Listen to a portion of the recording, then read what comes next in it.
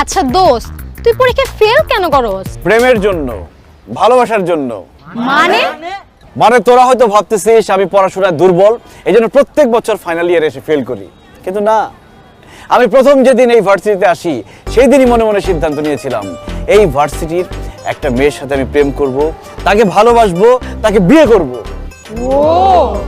কিন্তু আফসোস, আজ পর্যন্ত এই ভার্সিটির কাউকে আমার মনে ধরলো না, কাউকে দেখে মনে হলো না যে তার সাথে প্রেম করতে পারি, তাকে বিয়ে করতে পারি। স্যাড। তাই আমি প্রত্যেক বছর ইচ্ছা করে ফেল করি। পাশ করলেই তো আব্বা বলবে চাকরি কর, অন্য একটা মেয়েকে বিয়ে কর, কি দরকার। তার মানে দোস্ত, তুই যতদিন তোর মনে মানুষ খুঁজে না পাবি ততদিন পরীক্ষায় ফেল করতেই থাকবি? অবশ্যই, যতদিন পর্যন্ত আমি আমার মনের মানুষকে না পাবো ততদিন পর্যন্ত আমি ইচ্ছা করে ফেল করতেই থাকবো। তবে আমার বিশ্বাস একদিন না একদিন আমি আমার মনের মানুষকে পেয়ে যাবই, এবং ততদিন পর্যন্ত আমি অপেক্ষা করতে থাকবো। আল্লাহ, আমি আমার মনের মানুষকে কবে পাবো তুমি জানো।